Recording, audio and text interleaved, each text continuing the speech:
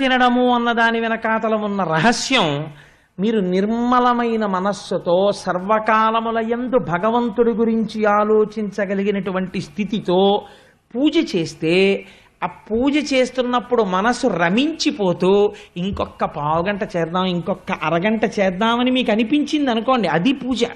పూజ యందు ఉత్సాహం ఉండాలి. అలా పూజ చేస్తే దాని చేత భక్తి ఏర్పడి, భక్తి చేత చేసిన కర్మ వలన మనస్సు శుద్ధి ఏర్పడి, ఈ శుద్ధి వలన వైరాగ్య భావన కలిగి ఈ సంబంధాలన్నీ కృతకాలు. ప్రధాన సంబంధం ఈశ్వరుడితోని వైరాగ్యం వస్తే ఈ వైరాగ్యం అనేటటువంటి అగ్నిహోత్రము మీద నిర్మలమైనటువంటి మనస్సనబడిన పాలు కాగాలి.